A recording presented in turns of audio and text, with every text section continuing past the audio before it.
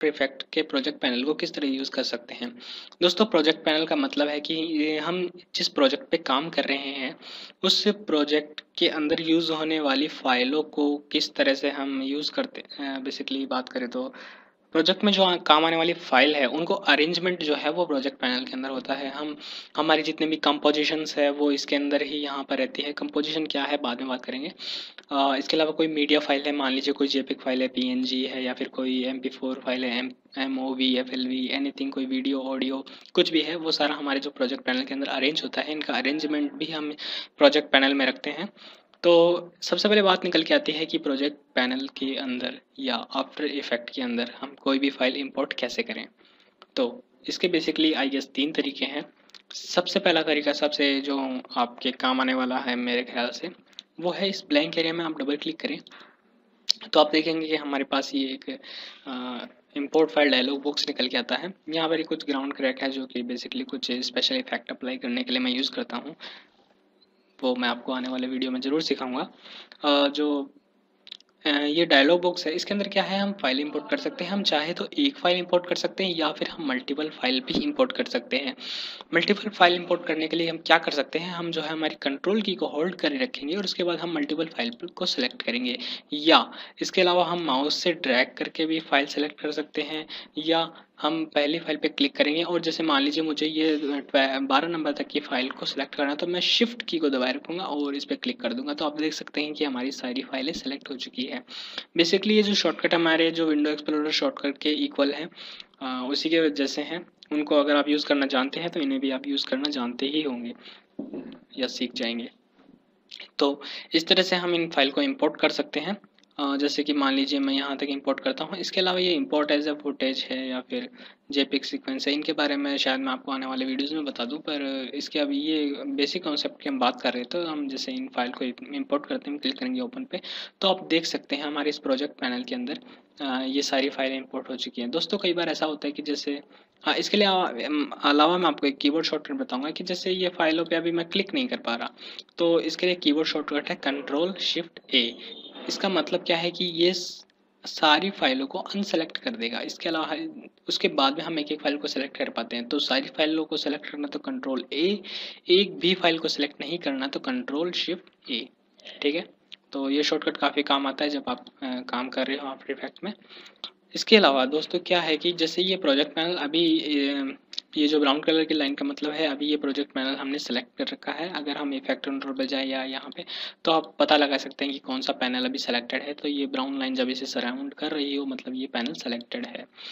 इसके बाद में हाँ, तो दोस्तों मैं बात कर रहा था कि ये जो अभी ब्राउन लाइन जो भी आ रही है ये पैनल अभी छोटा है, हम सारी फाइलों को देख नहीं पा रहे। तो इसके लिए दोस्तों एक कीबोर्ड शॉर्टकट है। हमारे कीबोर्ड में जो हॉरिजॉन्टल न्यूमेरिक कीपैड है उसमें जो नंबर 1 जो की है उससे पहले एक की होती है, उसे शायद मेरे हिसाब से बैक टिक की कहते हैं। मैंने आज ही गूगल पे सर्च किया था। अगर आप ध्यान से देखें इधर तो इस हॉरिजॉन्टल कीपैड जो है 1 2 3 इससे शुरू में जो की होती है यानी ये वाली की, इसको हम शायद बैकटिक की कहते हैं या टिल्डे की, आई डोंट नो। तो इस की को दबाकर हम किसी भी पैनल को मैक्सिमाइज कर सकते हैं। ये कीबोर्ड शॉर्टकट जो है वो हर पैनल के लिए लागू है। कंपोजिशन पे क्लिक करेंगे, कंपोजिशन मैक्सिमाइज हो जाएगी। इफेक्ट कंट्रोल पे तो इफेक्ट कंट्रोल मैक्सिमाइज हो जाएंगे। Effects and preset I guess, sorry. और इस पर क्लिक करेंगे ये मैक्सिमाइज हो जाएगा, टाइमलाइन मैक्सिमाइज हो जाएगा। तो ये शॉर्टकट काफ़ी काम आता है बेसिकली जब हम छोड़िए। तो इस तरह से ये काम आता है। इसके इस तरह से हम जो है अलग अलग फाइल को सेलेक्ट कर सकते हैं और ये काफ़ी काम आता है शॉर्टकट। इसके बाद में बात करते हैं अरेंजमेंट के ऊपर कि हम जो प्रोजेक्ट में फाइलों को सॉरी मैं आपको कीबोर्ड शॉर्टकट बोल रहा था फाइल इंपोर्ट करने के। तो इंपोर्ट हम यहाँ पर डबल क्लिक करके भी कर सकते हैं या फिर हम जा सकते हैं फाइल फिर इंपोर्ट और इस फाइल पे क्लिक करके, तो भी हमारे सामने सेम डायलॉग बॉक्स ही आता है। इसके अलावा हम Ctrl+I कीबोर्ड शॉर्टकट प्रेस कर सकते हैं तो भी सेम इंपोर्ट डायलॉग बॉक्स आते हैं। आप यहाँ पर ये कीबोर्ड शॉर्टकट देख सकते हैं।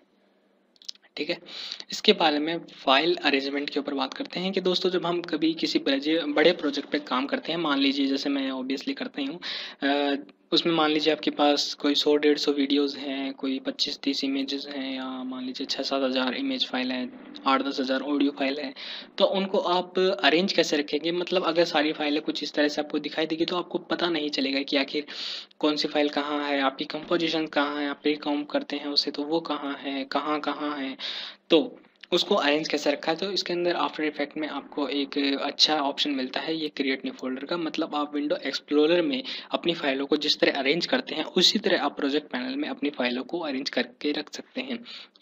किस तरह करा किया जाता है ये काम, तो हम यहाँ पे फोल्डर पे क्लिक करेंगे तो ये हमारे लिए एक न्यू फोल्डर क्रिएट करता है और डायरेक्ट हमें उसके रीनेम कमांड के ऊपर भेज देता है। तो हम इसे रीनेम कर सकते हैं, जैसे ग्राउंड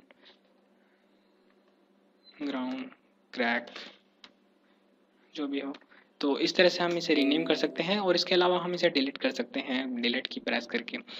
इस फोल्डर को बनाने का एक और तरीका है, हम कीबोर्ड शॉर्टकट प्रेस कर सकते हैं, कंट्रोल शिफ्ट ऑल्ट एन।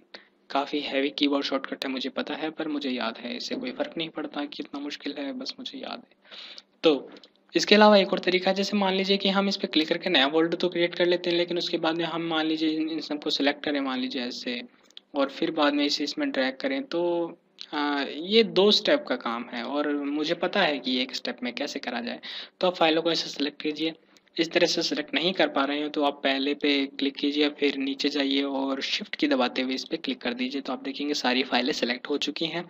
इसके बाद में इनको ड्रैग करें न्यू फोल्डर के अंदर और फिर इसे हम जो है रीनेम कर सकते हैं कुछ इस तरह से, और आप देखेंगे कि इसके अंदर ये हमारी फाइलें आ चुकी हैं।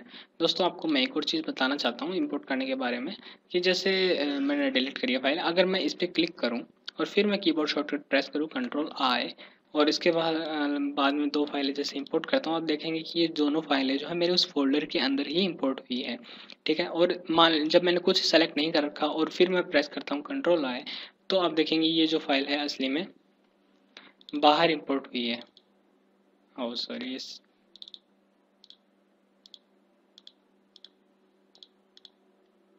आप देखेंगे ये फाइलें जो है बाहर इंपोर्ट हुई है, ये इस फोल्डर के अंदर नहीं है। और इस फोल्डर में से हम इस सिंपली ऐसे ले जा सकते हैं, बाहर निकालना है तो हम इसे बाहर लेके आएंगे इस तरह और छोड़ देंगे। तो इस तरह ये काम करता है। तो काफ़ी काम आता है जब हम ये कुछ अरेंजमेंट टिप्स हैं। इसके अलावा आपको अगर कोई फाइल डिलीट करनी है तो आप उसे सिंपली ड्रैग करके इस डिलीट वाले बटन में ले जा सकते हैं या फिर डिलीट की भी प्रेस कर सकते हैं। और ये करता है are you sure you want to delete that to file project form project जो भी है। तो इससे क्या होता है कि मान लीजिए आप जिस टाइमलाइन पे काम कर रहे हैं, आपने बहुत सारी कंपोजिशन बना रखी है, उनमें अगर आपने कहीं भी ये फाइलें यूज़ कर रखी हैं तो वो फाइलें वहाँ से भी डिलीट हो जाएंगी। तो थोड़ा ध्यान रखें, हर कुछ डिलीट ना करें। ये थे कुछ टिप्स